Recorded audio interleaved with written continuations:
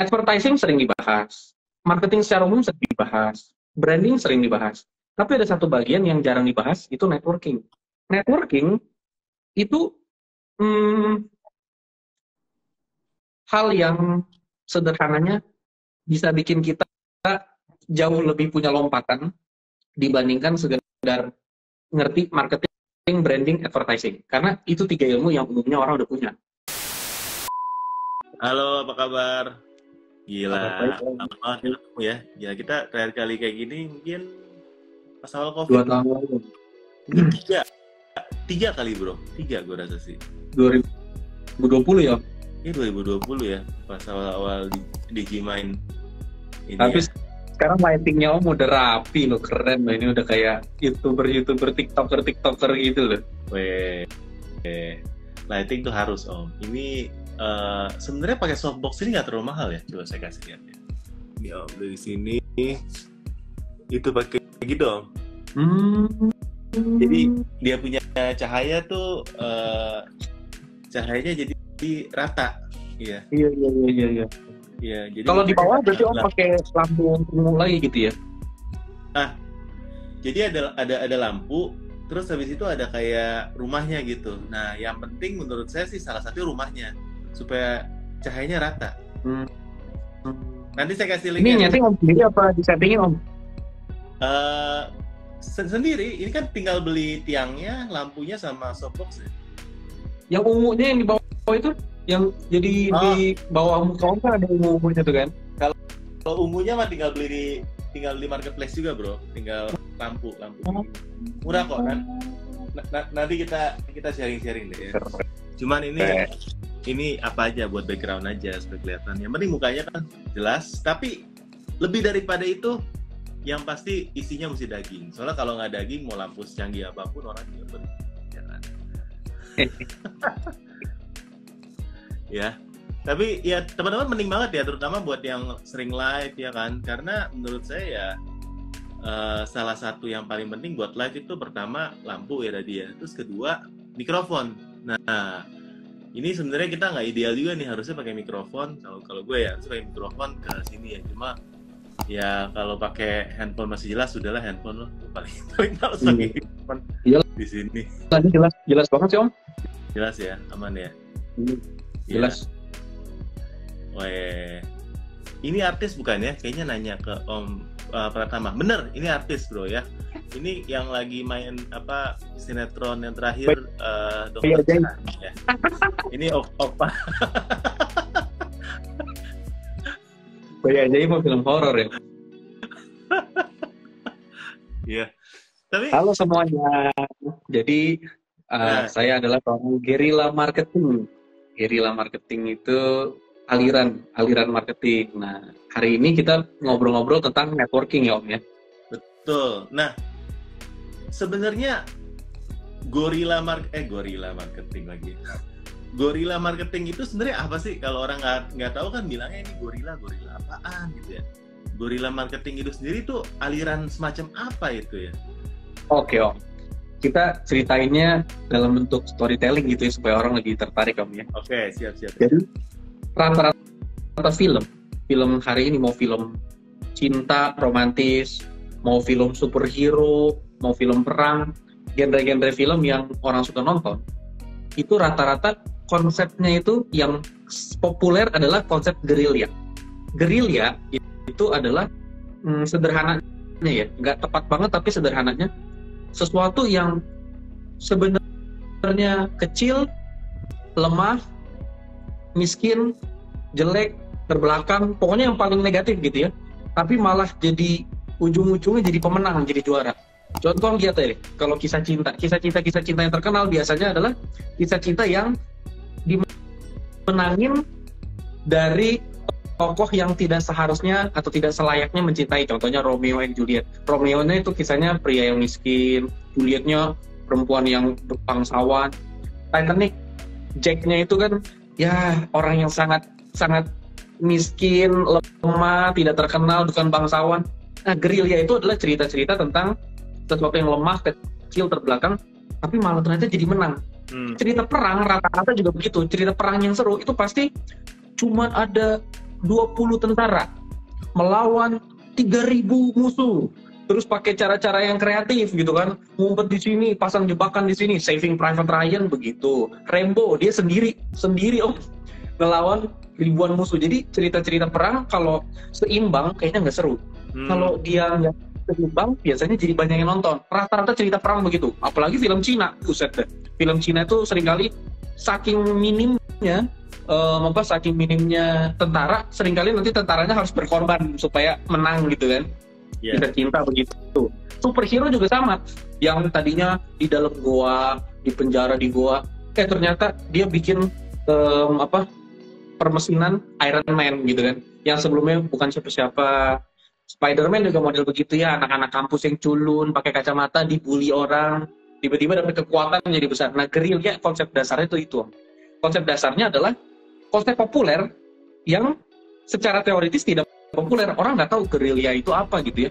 Cuman konsepnya si gerilya ini nyebar dimanapun. Kita nggak suka kalau ngedengerin pebisnis bilang, ya memang saya dari lahirnya kaya, orang tua saya kaya. Ya, kita nggak suka ngedengerin pebisnis yang begitu. Biasanya kita lebih suka ngedengerin, wah dia tuh si anak singkong. Dulu dia tuh cuman disebutnya anak singkong. Sekarang dia adalah Pak Khairul Tanjung. Nah, gerilya memanfaatkan serangan-serangan atau teknik-teknik atau strategi-strategi ke pasar yang dirumusin pertama kali tahun 1980-an sama J. Conrad Levinson, orang bule lah begitu, bukan orang kita. Tapi mereka udah rumusin itu, dia bikin jadi semacam buku dasar teori. Dia ini adalah orang yang kerjanya jadi vice president di satu marketing company namanya J. Walter Thompson. Jadi dia yang ngerjain apalah, iklan Coca-Cola, iklan Marlboro dan segala macam. Terus dia kepikir, ini kalau kita cuma pakai teknik-teknik marketing yang biasa, brand besar aja yang bisa. Gimana dengan brand yang lebih kecil? Nah, dia kembanginlah konsep gerilya. Kalau sekarang ini orang-orang di luar negeri hampir MBA, umumnya kalau international studi pasti ada satu SKS pelajaran gerilya marketing. Jadi umumnya di luar gerilya marketing itu sesuatu yang basic lah, semua pasti belajarin gitu. Tapi kalau di Indonesia memang hanya beberapa kampus. Nah, jadi gerilya marketing itu sederhananya kalau ngomongin marketingnya berarti strategi yang menggunakan budget yang kecil, tapi dengan cara yang kreatif, unik, dengan timing yang tepat, hasilnya itu jauh lebih efektif daripada yang menggunakan budget yang lebih besar. Wah, menarik nih. By the way, itu kalau teman-teman mau tertarik baca gerilya marketing ya, bisa cari di toko saya, di toko Om Botak. Saya ada jual bukunya. Yes. Bukunya cukup langka karena udah nggak ada di toko buku, tapi saya masih ada berapa puluh eksemplar. Jadi teman-teman kalau mau tuh boleh dari toko Om Botak, di lapak Om Botak di Tokopedia ya Om ya. Tokopedia Om Botak Shop ya, /Om Botak Shop, cari gerilya marketing. Nah kalau bingung cari spell gerilya gimana, klik ya link bio di Bro Pratama Aditya ya, cari. Nah itu tulisannya kayak gitu, gerilya marketing. Nah lucunya emang buku itu agak jarang ya Om ya. Saya nyari tuh benar-benar sedikit loh. Yang terjemahan Indonesia maksudnya ya. Yang Inggris mah dia banyak, cuman kan susah baca bahasa Inggris. Yang terjemahan Indonesia memang jarang dijual. Oh, nanti gua kirimin ke lu bro. Udah. Jangan khawatir. Aku udah. Akhirnya aku udah dapet Om. Ada dapat ya? Ada. Yang aku dapat. Yang terbitin kan dari orang hijau. Iya itu yang terbitin temennya gue PLP Books. Menarik ya begitu Om. Jadi kalau gerilya marketing lebih ngebahas tentang cara-cara kreatif yang low budget tapi nyerang pasarnya itu bisa efektif. Tapi kalau Om kemarin nanyain judul, aku kasihnya sex networking gitu ya, SEX networking. Itu konsep gerilya marketing yang aku ambil buat proses networking. Wah menarik nih, karena kalau dilihat dari 3 tahun yang lalu sama yang sekarang, kok gue melihat lu sendiri udah mempraktekkan cara-cara itu. Gue melihat nih kayaknya, gue melihat seorang Adit nih berproses nih. Gak tau kalau ini gue salah. Aduh, dari terima kasih Om. Setuju Om. Aku memang benar-benar dapat banyak blessing dengan ilmu-ilmu yang aku pelajari. Iya, gue melihat seorang dia itu berproses, makanya nih gue bilang ini menarik banget ya. Sampai kemarin mungkin kalau gue bilang ya, yang teman-teman kalau baru notice ya, seperti Bro Adit ini salah satu pembicara di SEO conference yang terbesar ya di Indonesia. Jadi udah valid banget pasti ilmu dan pasti salah satu bisa dibilang top of mind ya di dalam dunia marketing di Indonesia. Jadi teman-teman ini dia akan share daging. Tolong dengarkan nih, apa itu SEX networking yang sudah saya rasa dipraktikkan di dalam hidupnya, Bro. Iya, Om. Jadi aku mungkin bentuknya jadi storytelling gitu ya, Om ya.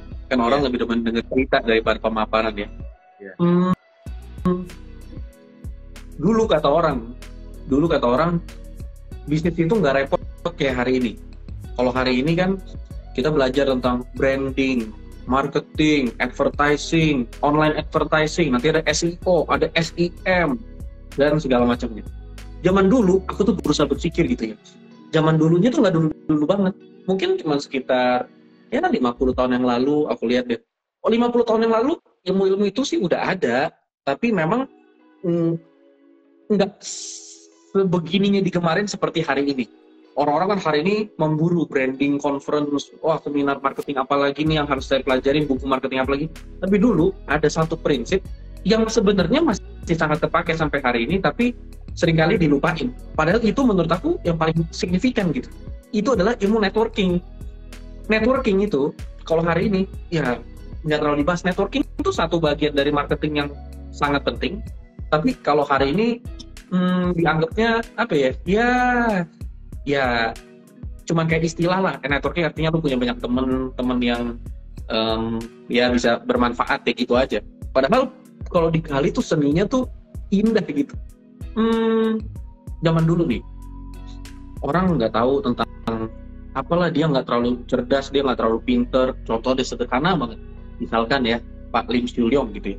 Bukannya bilang Pak Lim Siu Leong itu nggak pinter ya, tidak berlatar belakang pendidikan yang tinggi-tinggi, nggak ngerti lah istilah marketing, branding, bisnis model dengan bisnis plan dan segala macam, nggak.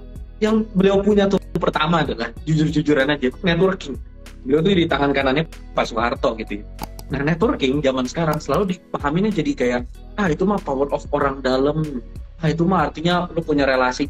Ya faktanya, kalau kita punya relasi sama orang, itu yang menjadiin kita beli duluan sama dia. Kita kalau mau beli apapun atau berinteraksi, pasti kita mendahulukan yang kita kenal dulu, atau seenggaknya yang pernah kita dengar. Ya yang lebih familiar lah yang kita pilih gitu kan. Networking menurut aku udah banyak kehilangan peran. Jadi aku berusaha ngelihat celah di mana, kan prinsip gerilya selalu begitu, ngelihat celah di mana masih bisa disuplai, tapi itu di tengah-tengah gini. Raksasa nggak tertarik ngelihat itu karena itu terlalu kecil. Orang-orang yang kecil nggak bisa ngejangkau itu karena itu terlalu tinggi. Nah, jadi aku selalu melihat mana celah tengah-tengah yang raksasa nggak bakal tertarik, tapi orang kecil juga nggak bakal naik ke situ. Nah, salah satunya adalah kalau di marketing itu gerilya. Nah, kalau di dalam gerilya salah satunya networking. Networking itu contoh, orang kalau udah banyak duitnya, posisi udah tinggi, dia tuh nggak perlu networking. Dia cuma tinggal calling atau dia tinggal DM, semua selesai. Contoh, Om DM aku, bro, ayo live. Waduh, aku langsung siap Om. Om itu posisinya udah di atas nih. Om tuh udah suhu. Aku kenal, kalau tanya seller mentor marketplace, ya tahunya cuma Om sama satu teman Om yang biasanya di Shopee. Terus kalau misalkan aku bukan siapa-siapa, bagaimana caranya networking? Nah, itulah kenapa aku butuh gerilya atau strategi supaya bisa networking sama orang yang lebih di atas. Contoh, aku pertama kali temenan sama Om, maksudnya bisa ngobrol gitu ya, itu lewat pelan-pelan tuh, lewat Digimind. Yang deketin Om sama ngedikitin Mas Bowo, sekretaris Digimind, yang lebih gampang deketin Mas Bowo, sekretaris Digimind nih kan. Mas Bowo itu sama rintisan sama aku nih. Mas Bowo bekerja di sekretaris Asosiasi Digital Marketing Indonesia. Aku punya keperluan buat bikin membership. Udah ngobrol-ngobrol, jalin relasi. Lewat situ tuh Om. Pertama kali aku jadi Digimind itu pembicara itu, aku tuh peserta seminar Om. Jadi mulainya adalah mulanya tahun 2019, aku tuh peserta seminar. Follower Instagram paling cuma 8.000 atau 7.000, pokoknya kagak ada yang kenal dah. Ya kalau istri memang dia penyanyi, tapi aku pribadi kan pokoknya nggak ada yang kenal. Ya udah, aku cuma duduk terus ngeliat acara digital marketing conference, terus aku lihat, waduh ini orangnya hebat semua nih. Ada Kang Dian Martin, siapa lah, Denny Santoso dan segala macam. Terus aku lihat, wah ini menarik nih ya, ilmu yang aku butuhin. Terus orang-orangnya pinter-pinter banget. Terus gimana caranya ya supaya aku tuh bisa punya ilmu itu, terus bisa juga punya kapasitas di situ gitu ya. Terus orang kenal juga. Mulainya aku deketin, siapa yang bisa aku masuk duluan ya? Oh, aku tahu nih. Yang pertama kali aku lihat adalah Kang Dian Martin. Karena Kang Dian Martin posisinya asosiasi digital marketing, ketua asosiasi. Asosiasinya masih baru banget. Segala sesuatu yang masih baru, masih sangat butuh dukungan. Kalau udah di atas, hampir nggak butuh dukungan lagi. Ya kalau masih baru, pasti butuh dukungan dari siapapun. Nah, tapi daya tawar aku apa gitu? Aku punya apa buat jadi daya tawar? Oh ya udah, aku masuk jadi member dulu aja. Member. Terus ngelihat nih, Kang Dian suka live Instagram, suka posting apa. Ya udah, aku jalin relasi dari situ. Nah, satu hari Kang Dian ngajakin, ayo live bareng. Live bareng bukan sebagai narasumber.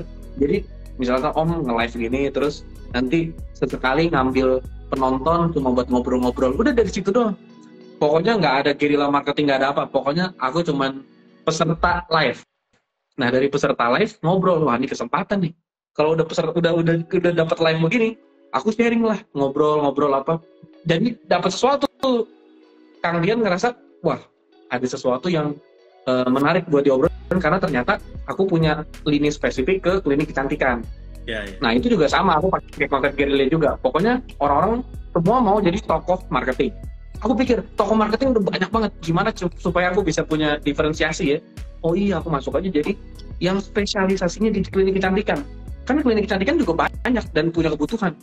Tokoh marketing raksasa Om nggak tertarik sama kolam klinik kecantikan, karena mereka ngerasa klien saya itu beragam, bank, hotel, otomotif. Klinik kecantikan itu cuma 1 dari 1.000 klien saya. Buat apa saya fokus ke situ? Tapi klien yang kecil, yang maksudnya tokoh yang bukan tokoh, maksudnya orang konsultan kecil, nggak mungkin bisa masuk ke klinik kecantikan kalau nggak punya portfolio. Akhirnya aku pikir, kalau gitu aku fokus aja ke satu titik yang kalau aku fokusin, raksasa nggak bakal nyentuh karena itu nggak menarik buat dia. Yang kecil-kecil nggak bakal naik ke situ juga karena aku udah paling expert di situ. Udah masuk dulu tuh ke klinik kecantikan. Udah punya daya tawar kan. Nah, namanya networking kan kita punya daya tawar dulu. Kalau kita kaya atau kita terkenal, udah daya tawar itu udah nggak usah dipikirin. Semua juga nanti nempel-nempel aja sama kita. Masalahnya kan sekarang kalau kita bukan siapa-siapa, kita nggak punya duit, terus mau bagaimana cara networkingnya gitu kan. Karena networking menurut aku ya, itu dasarnya berbisnis. Menurut aku banyak orang kuliahin anaknya di tempat yang mahal-mahal, bukan supaya dapat ilmu, supaya dia punya teman-teman yang ada di jalur bisnis masa depan gitu. Oh, si Pak ini waktu kecilnya sekolah sama si Pak ini, makanya waktu si Pak ini jadi menteri, yang satu diangkat juga jadi menteri gitu kan.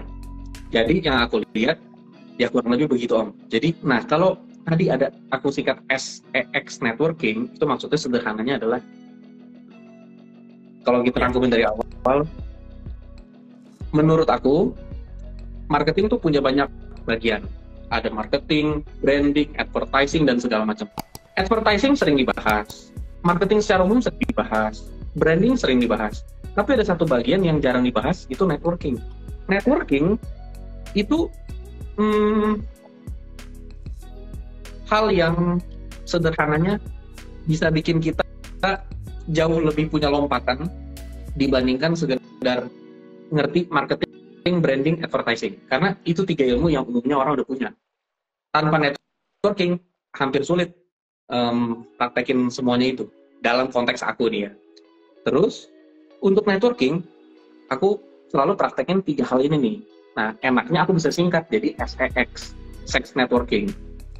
Pada dasarnya, kenapa aku mulai dari sex networking? Karena, kalau kita baca buku-buku bisnis, rata-rata dia selalu mengacu ke evolusi manusia.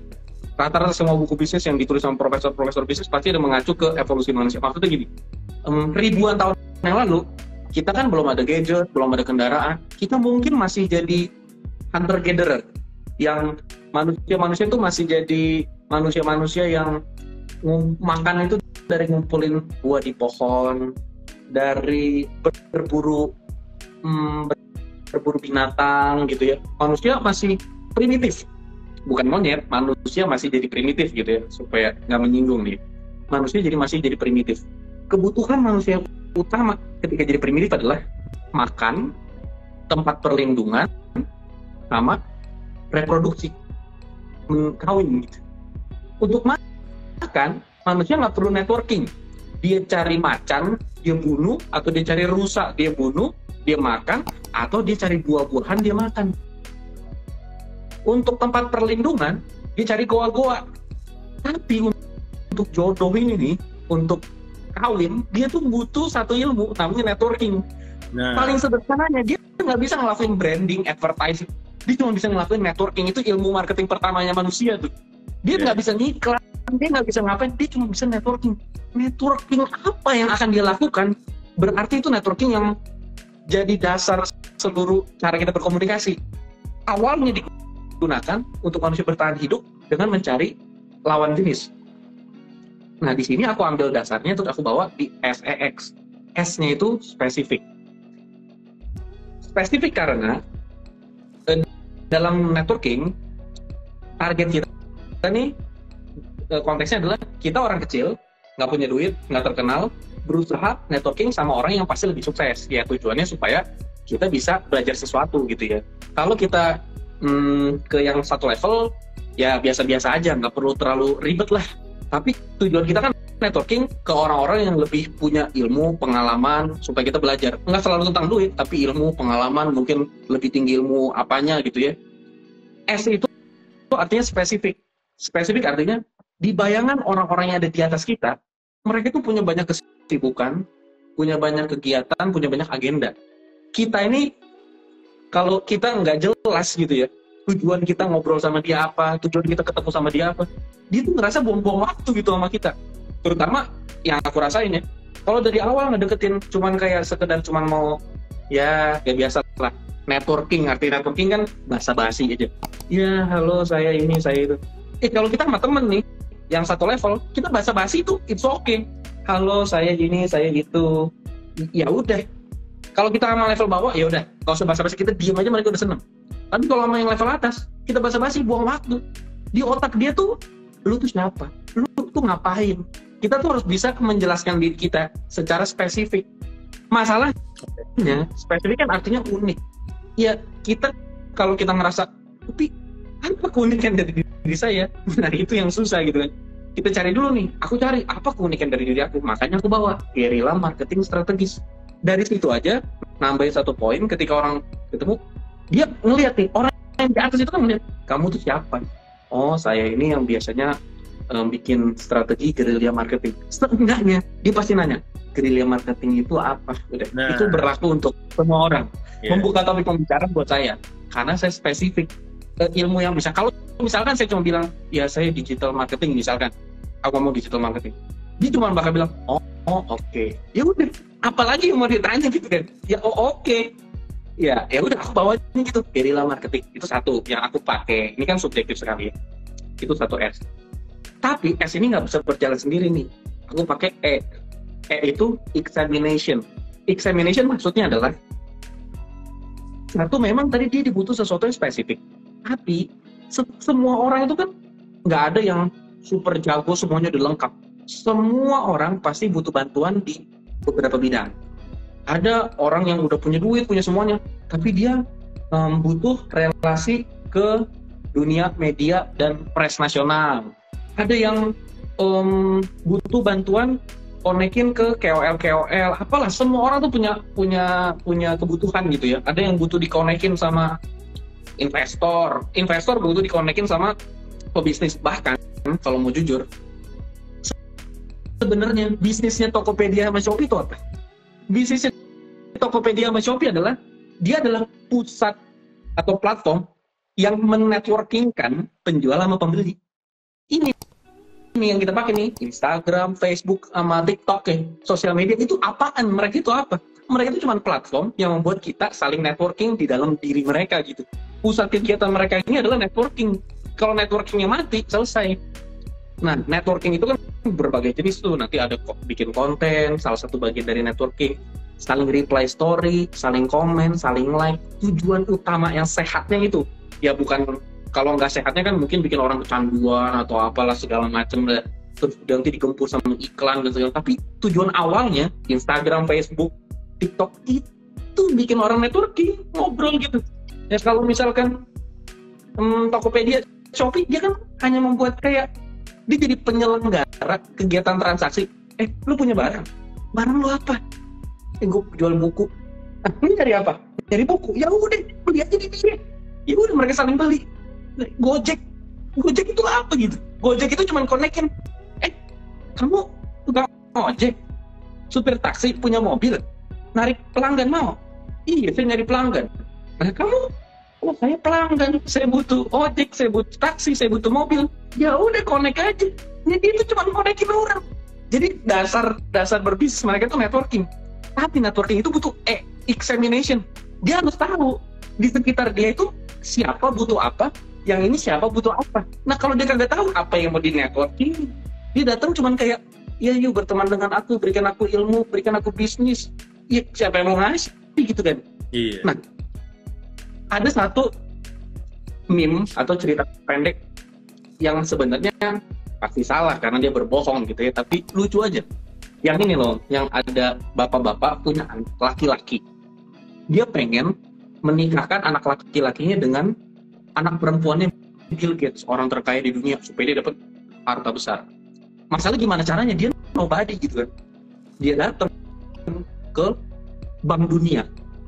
Dia bilang ke Bank Dunia kan, tolong angkat anak saya jadi direktur utama Bank Dunia. Kata Bank Dunia, kenapa saya harus angkat anak kamu? Kata dia, soalnya anak saya ini suaminya anaknya Bill Gates, menantu Bill Gates nih. Bank Dunia bilang, oh begitu, menarik juga. Dia bawa nih anak dia ke Bill Gates. Bill Gates, kawinin dong anak kamu sama anak saya. Kata Bill Gates, anak kamu siapa? Kata dia, anak saya ini direktur utama Bank Dunia. Oh, menarik juga. Ini dia nobody yang mengkonekkan dua kebutuhan. Akhirnya anaknya diangkat jadi direktur utama Bank Dunia, kawin sama anaknya Bill Gates. Kagak, ini cuma cerita fiksi. Tapi maksudnya dari cerita meme itu adalah semua orang mau sampai level Bill Gates kayak mau sampai siapapun gitu ya, itu pasti punya kebutuhan. Kalau kita peka, kita exam gitu ya, ini sebenarnya kebutuhan dia apa? Oh, dia ini investor, dia ini punya banyak duitnya berlimpah. Ada satu brand agregator namanya Hypefast, yang Om cerita itu kan, yang Om konekin aku. Hypefast itu kan kayak satu badan yang dia punya duit banyak nih. 500 M 1 tahun, itu budgetnya dia buat dikirim ke 10 brand lokal ya kan. 500 miliar per tahun itu luar biasa menurut aku. Siapa yang nggak menerima duit?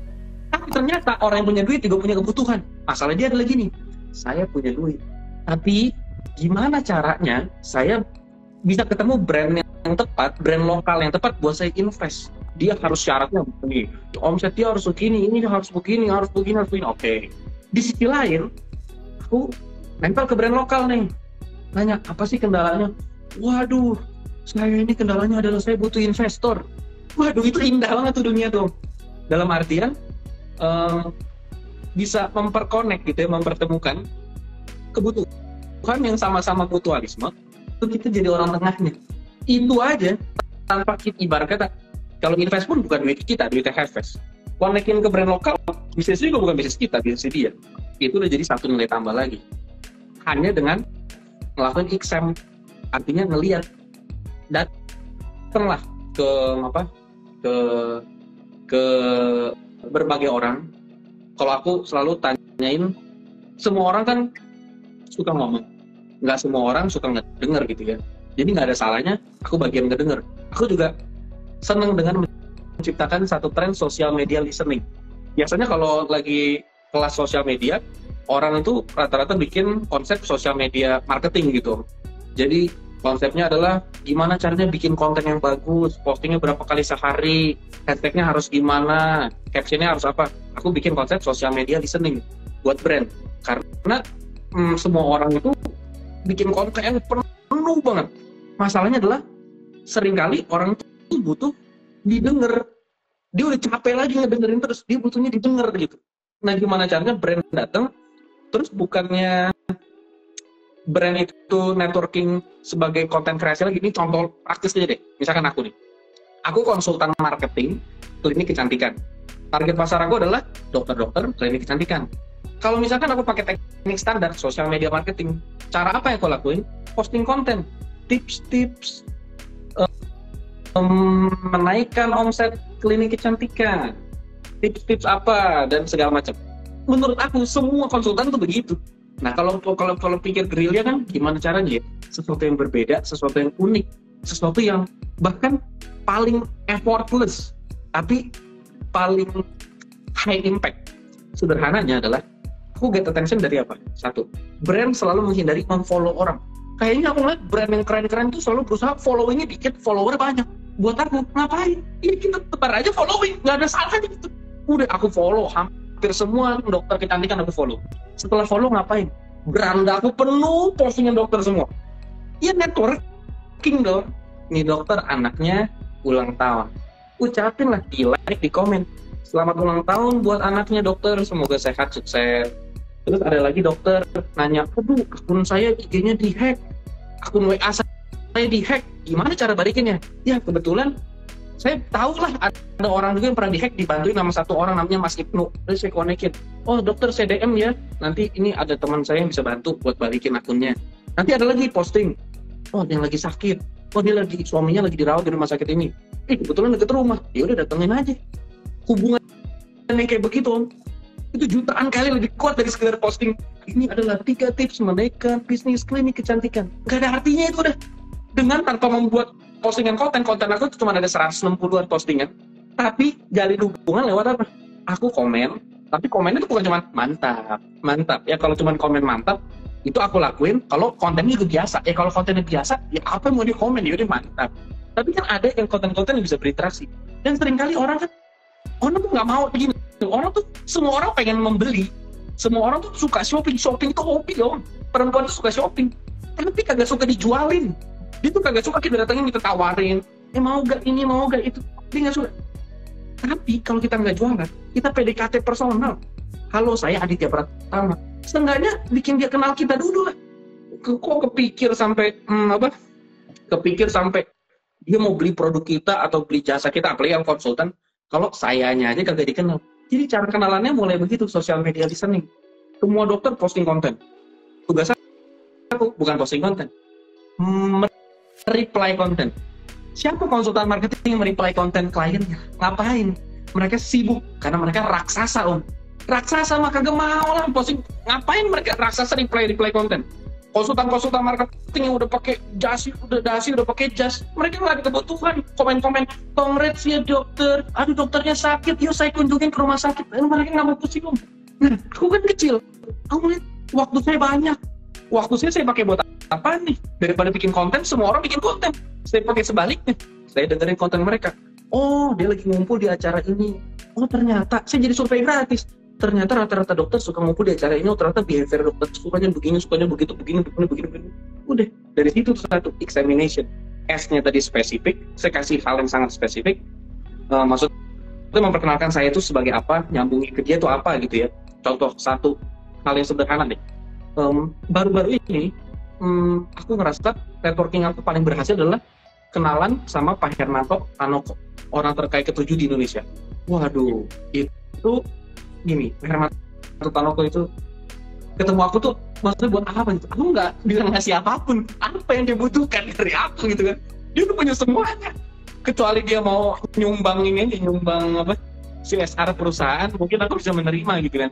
Cuma maksudnya kalau buat keperluan bisnis tuh kagak ada kebutuhan. Tapi akhirnya aku meeting berkali-kali tuh, ada kali 5, 6, 7 kali meeting. Pertamanya itu baik sampai 5 kali meeting.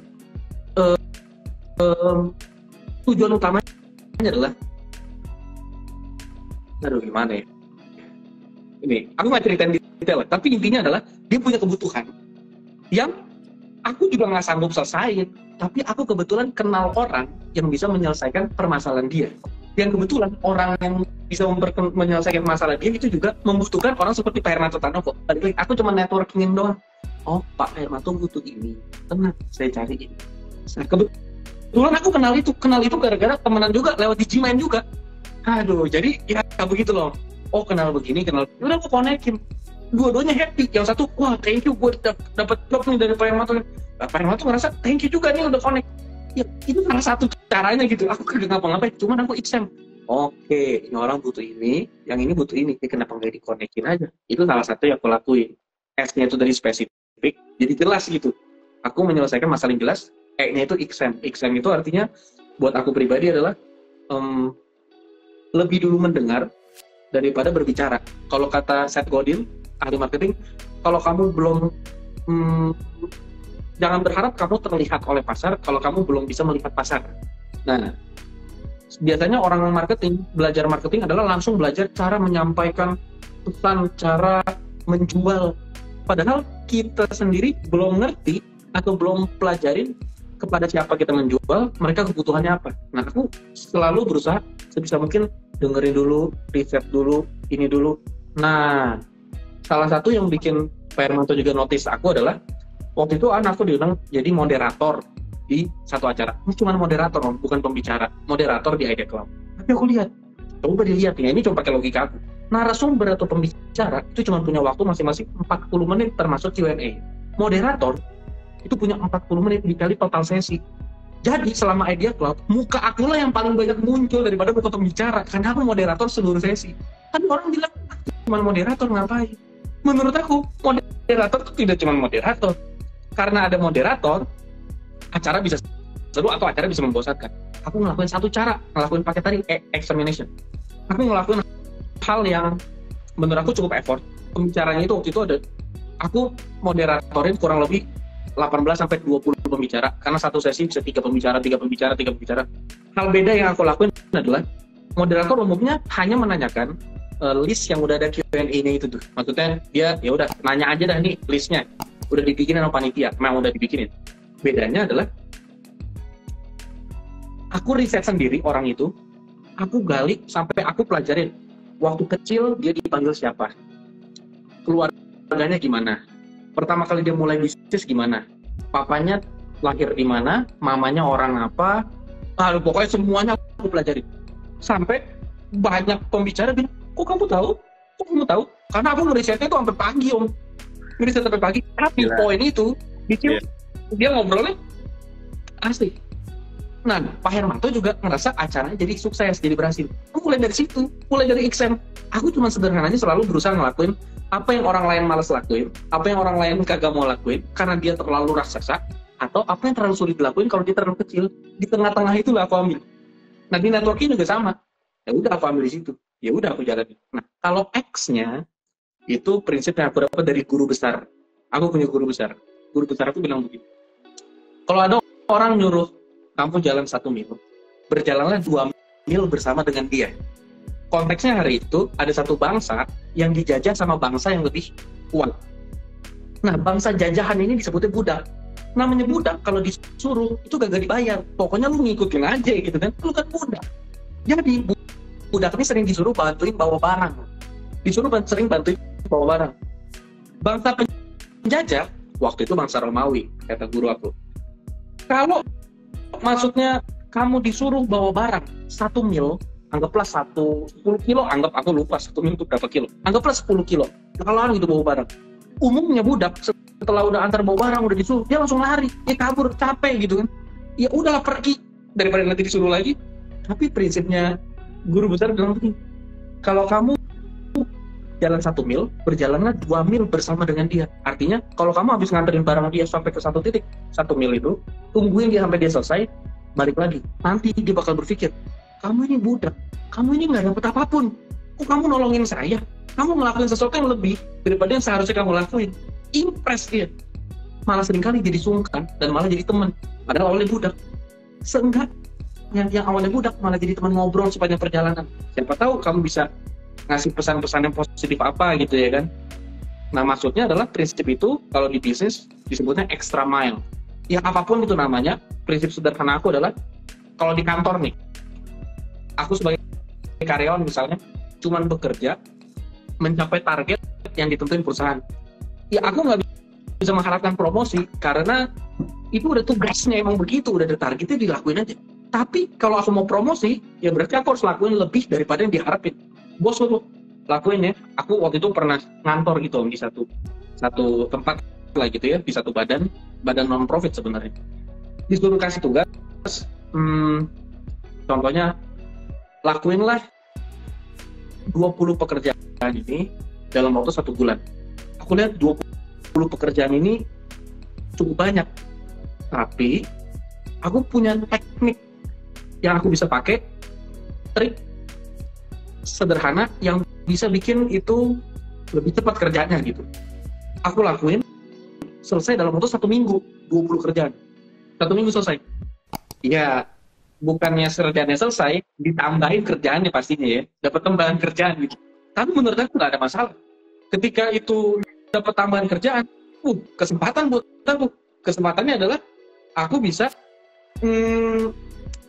nge-explore diri. Yang kedua, dapat impresi. Di situ karyawannya ada ratusan orang kali. Tapi nggak lama, aku langsung di bawah jadi tangan kanan yang paling tingginya gitu. Karena dia ngelihat kalau kasih ke Adit, kerja disuruh sebulan, dia seminggu selesai. Ya udah, kerja kasih Adit aja. Waduh, kerjaan emang jadi numpuk. Tapi di otak aku, kerjaan sebenarnya tanggung jawab. Maksudnya, ya dia semakin orang rely ke kita kalau di perusahaan, semakin bagus. Ibarat kata kalau saya keluar dari perusahaan ini terus, atau dari badan ini terus kehadiran saya kayak kagak terlalu berarti juga, ya berarti emang saya kagak ada manfaatnya juga di sini, buat apaan gitu kan. Nah, kalau setelah udah nggak kerja, maksudnya nggak kerja sama orang terus kerja sendiri, aku pikir klien ini dia kan punya kebutuhan ini. Nah, kalau aku cuma memenuhi kebutuhannya doang, ya biasa. Tapi kalau aku kasih dia sesuatu yang lebih, pasti dia notice aku. Nah, networking aku juga begitu. Networking itu kalau aku kenal sama orang, aku cuma berusaha lihat orang sebenarnya kebutuhannya apa sih. Kalau dia udah nemu nih kebutuhannya apa, aku hadir secara spesifik memenuhi kebutuhan itu, lalu aku kasih dia 2 kali lipat. Nggak mungkin dia nggak notice aku gitu, nggak mungkin. Nah, tapi kadang-kadang orang tuh lebih semangat kalau ketemu orang yang lebih terkenal atau lebih punya duit atau lebih apa gitu. Nah, seringkali kita tuh ngelihat orang kan langsung dari lahiriahnya gitu ya kelihatannya. Padahal buat pengalaman aku pribadi, seringkali nanti yang connect-in kita sampai ke situ adalah orang-orang yang kita anggapnya nobody gitu. Dia sebenarnya juga bukan siapa-siapa. Kebetulan dia yang bukan siapa-siapa ini kenal seseorang yang kenal seseorang. Jadi buat aku pribadi, setiap kali networking yang tadi SEX itu, extra mile, aku tidak hanya lakukan ke orang-orang yang aku anggap lebih tinggi. Sekalipun aku lagi ketemu orang yang sebenarnya satu level atau levelnya lebih bawah, aku tetap lakukan SEX itu. Aku tetap exam dia, aku tetap kasih dia kebutuhan spesifiknya, dan aku kasih dia extra mile. Dengan aku ngelakuin itu, ya kalau kata guru besar aku, ya lakuin aja karena itu bagian dari ibadah lah gitu ya. Tapi ternyata di dunia nyata itu benar-benar berpengaruh. Ujung-ujungnya dia yang bukan siapa-siapa cerita ke temannya yang temannya juga bukan siapa-siapa, yang ternyata temannya punya istri yang juga bukan siapa-siapa, yang kebetulan punya teman siapa-siapa. Ternyata dari mulut ke mulut ngalir. Ya terus dapat referensi. Ya udah. Awalnya juga aku juga berniat begitu, cuman ternyata itu berpengaruh. Ya udah, jadi sekalian jalan. Mungkin kurang lebih begitu Om, kalau tentang SEX networking. Sederhananya kalau dirangkumin adalah cara sederhana yang cukup kuat untuk membangun networking adalah setiap kali ketemu sama seseorang, entah kita ngelihat dia potensial buat kita ataupun tidak potensial, perlakukanlah dia seperti VVIP klien. Walaupun dia tidak membayar 1 rupiah pun buat kita, tapi bukan sekedar VVIP klien kalau ternyata kita tidak mengenal dia. Karena VVIP klien umumnya adalah klien dengan kebutuhan yang unik dan spesial. Contoh, kalau di restoran, VVIP klien itu kan gini, siapa? Kayak biasa kan, kopi yang itu kayak biasa kan, udah VVIP klien tuh pengennya cuma tinggal masuk, terus si waitersnya tuh udah tahu. Nah, kalau Pak itu sukanya kopi pahit pakai gula 2,5 sendok teh dengan sandwich telur tidak pakai selada, tomatnya 2 butir, yang kayak gitu-gitu loh. Nah, nggak mungkin kita bisa service VVIP klien kalau kita nggak kenal dia. Nah, aku cuma berusaha mengenal orang, tahu kesukaan dia apa, dia nggak sukanya apa, cara dia ngomong gimana, apa yang penting buat dia, ya udah dengerin aja. Nah, jadi di networking ini aku lebih banyak pakai kuping daripada pakai mulut, lebih banyak dengerin, oh begitu, dia butuhnya ini, dia butuhnya itu. Jadi sekali aku kasih extra mile, sesuatu yang tepat buat dia. Nah, semoga ini bisa nambahin lah perbendaharaan ilmu marketing yang teman-teman mungkin selama ini udah punya banyak. Gila, keren banget sih. Ya, gue belajar banyak ya, karena apa yang lu ceritain tadi, I can relate ya. Ini gue bisa affirm dari kisah hidupnya Bro Adit ini benar ya, karena yang dia cerita dari zaman Digimind sampai ke Pak Tanoko sampai sekarang ya, aku melihat ya ini SEX ini benar-benar dilakukan dalam hidupnya ya. Dan sepertinya gue harus berguru lebih dalam ke guru besarmu itu juga ya, supaya kita bisa melakukan miles lagi ya bro ya. Ya, ya, kayaknya kita satu perguruan sih bro ya. Ya betul, satu atap. Tetap ya. Nah, buat teman-teman kalau memang mau tanya boleh, ya mungkin teman-teman boleh masukin kolom questions ya. Di sini juga banyak nama-nama yang familiar ya, dan mudah-mudahan dari sharing dari Bro Adit malam hari ini kita bisa mendapatkan sesuatu dan bisa praktek ya. Tadi networking itu ke semua orang ya, ada 3 SEX, di mana S-nya adalah spesifik, E-nya adalah examination, dan X-nya adalah extra miles ya. Jadi kita harus menemukan kebutuhan orang yang spesifik, exam dia perlunya apa, bener ya.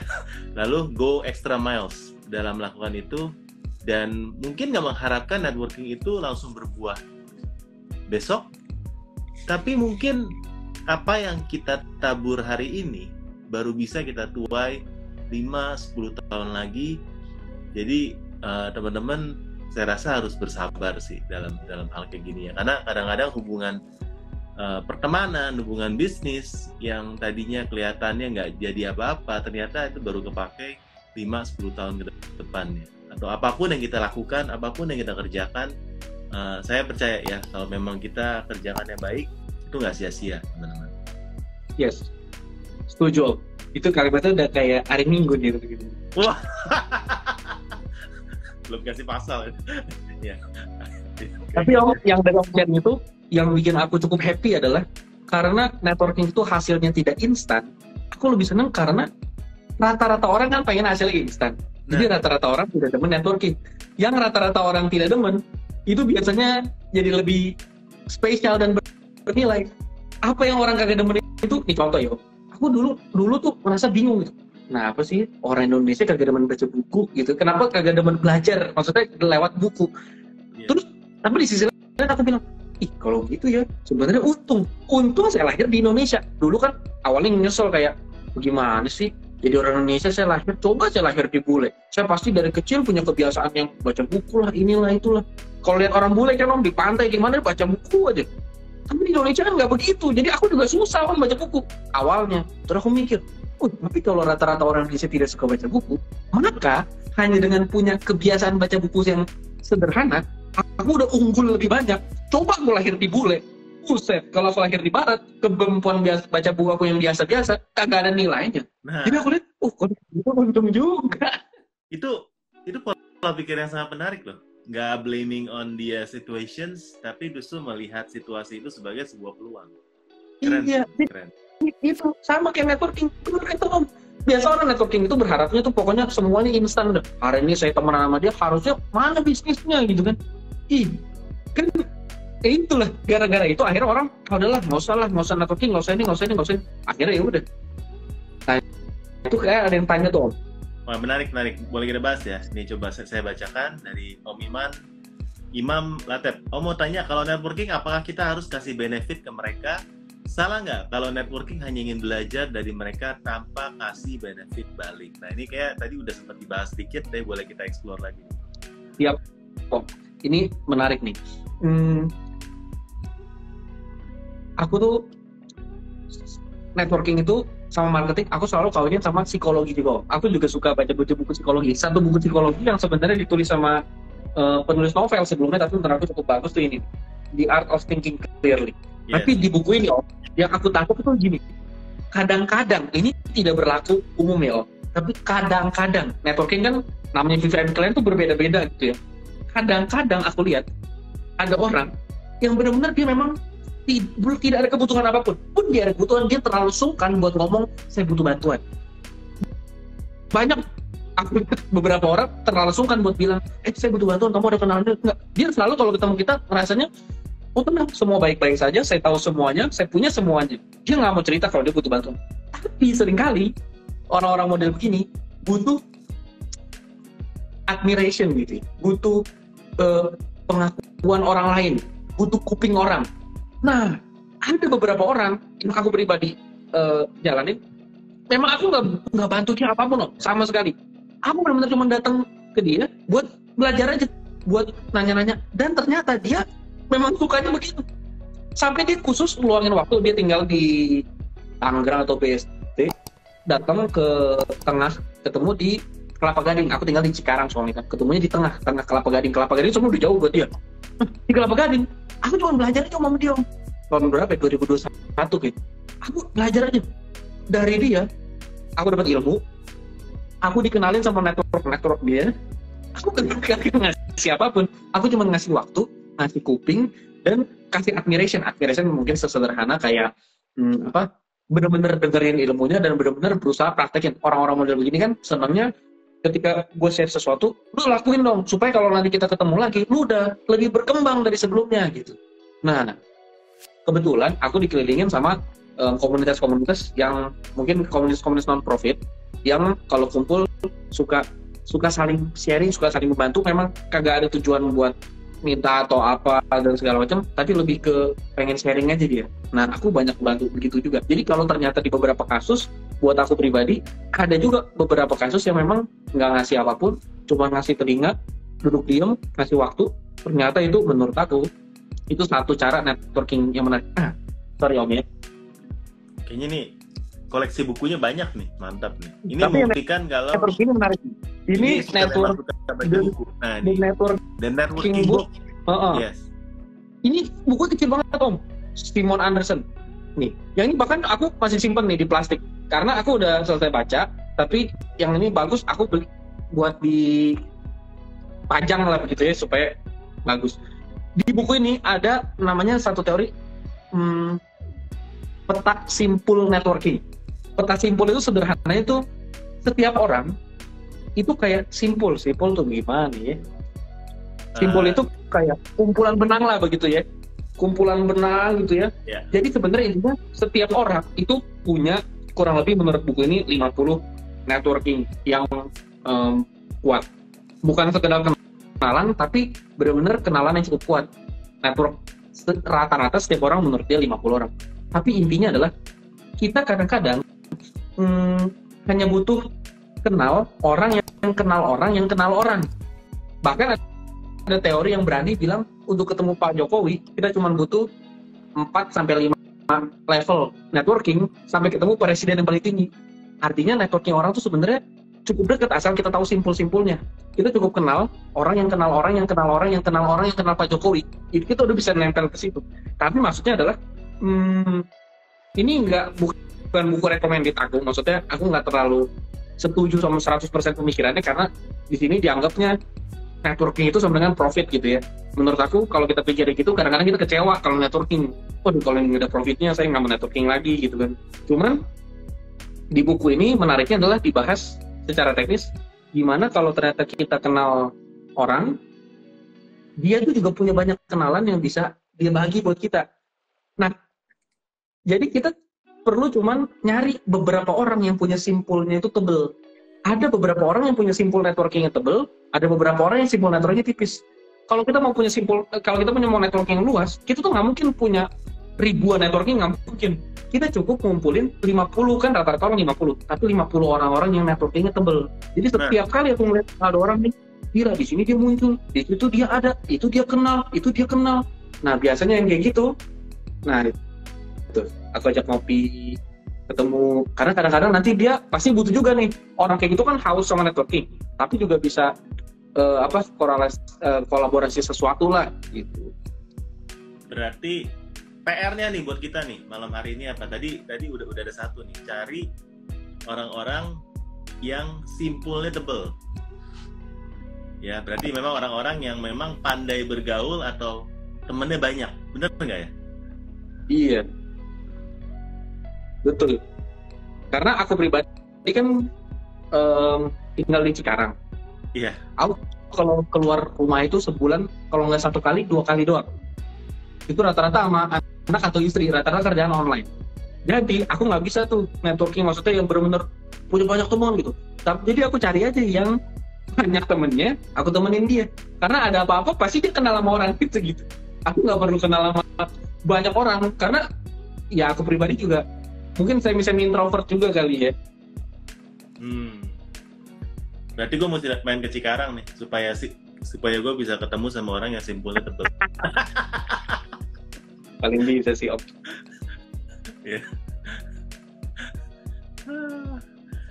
Tapi keren banget ya, gue sendiri personally I learn a lot ya, and really ya, maksudnya gue sih setuju banget apa yang lo bilang ya, karena hari ini gue juga baru ada pembicaraan sama temen gue ya, soal networking sebenarnya, atau soal doing business yang kelihatannya receh gitu ya.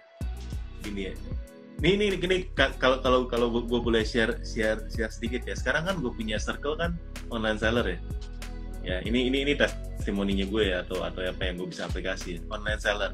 Jadi kadang-kadang gue berpikir apa yang dengan networking yang gue punya bisa gue kerjakan secara bisnis ya. Secara bisnis ya. Nah, salah satunya yang udah ketemu ini adalah gue tuh bisa jual kebutuhannya online seller. Kebutuhan online seller apa? Online seller tuh perlu label thermal. Label thermal tuh yang spesifik kamu tuh, Be? Yang tempel di paket itu. Okay. Ya. Nah, kalau gue jualan payung nggak semua orang perlu, walaupun gue jualan payung. Ya. Kalau gue jualan buku online seller, nggak semua orang suka baca buku. Ya, walaupun gue punya toko buku ya kan. Tapi kalau label thermal, siapapun itu asal mereka online seller, mereka perlu label thermal akhirnya. Nah, banyaknya akhirnya udah beli sama gue nih ya. Untungnya sih nggak seberapa, bro. Untungnya nggak seberapa. Ya, tapi sampai saat ini gue masih layanin sendiri. Kenapa? Karena gue suka dengan hubungan itu. Ngobrol, ya maksudnya ngobrol atau minimal, menurut gue minimal kita ada hubungan dulu lah ya. Walaupun dengan margin yang tipis, masih untung, bukan nggak untung, tapi setipis itu aja, kalau orang bilang sereceh itu aja, kita masih mau kerjain. Tapi gue nggak melihat kayak gitu kalau waktu gue bahas sama teman gue ya, karena gue melihat ya itu hubungan. Kalau kita bisa setia dalam pekerjaan kecil, nah, ya mungkin nanti akan dikasih gitu ya. Mungkin. Pasang, ya, kenapa? Kasih pasang dong. Iya. Kalau kita setia dalam pekerjaan kecil, ya mungkin kita akan dikasih pekerjaan yang lebih besar. Ya, asalkan yang memang yang kecil ini kita bisa dipercaya, kita memang bisa kerja ya kan, sama orang-orang, teman-teman lain juga kita bisa jaga hubungan yang baik. Ya, nggak ngarepin langsung dapat yang gede, atau mungkin buat saya sih nggak ngarepin apa-apa juga, karena saya sering meet up sama seller ya kan, ketemu sama seller ya kan, tanya kebutuhan mereka apa, dan seperti yang Bro Adit tadi bilang, Om Botak bisa survive sampai sekarang ya, mungkin karena salah satunya kekuatan network itu sih ya. Jadi I can validate that ya, maksudnya akhirnya gue bisa melihat, wah ada kebutuhan nih, oh iya kesini cari sama orang ini aja ya. Karena mungkin di posisi sekarang gue ini udah salah satu yang simpulnya tuh lebih besar lah ya, karena memang suka memang suka bernetworking gitu ya, ikut acara ini, ikut acara itu ya, teman-teman aktif lah ya. Waktu COVID aja kita bisa kok ya, apalagi waktu sekarang udah lebih free, banyak acara-acara bagus, yang free sebenarnya, tapi teman-teman mungkin agak males quote-unquote karena harus datang ke Jakarta, yang dari luar Jakarta ya, harus ke Mall Kokas misalnya, kan sebenarnya banyak acara-acara free atau yang biaya minim yang bisa kita ikutin, datang buat networking. Mungkin ilmunya kedengarannya biasa-biasa aja, tapi mungkin networkingnya dari yang cuma kenalan asal iseng, tapi mungkin habis itu dilanjut suka DM-DM-an di sosmed, akhirnya itu bisa jadi partner bisnis, bisa jadi nusul penolong teman-teman di saat berapa tahun ke depan, kita nggak tahu ya. Tapi kalau dari teorinya FTX tadi, gue rasa ini bisa kejadian. Ya asalkan teman-teman nggak mengharapkan cuan di awalnya sih, kalau menurut gue, atau nggak mengharapkan cuan sama sekali, ya, karena nanti kecewa. Ya jangan ada ekspektasi, karena begitu ada ekspektasi kita bisa kecewa. Ya. Keren banget. Ini memang ngobrol bisnis dengan siraman rohani ya.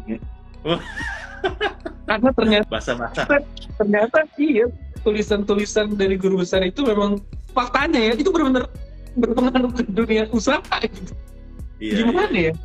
Menarik sih. Thank you banget bro, udah mau sharing-sharing.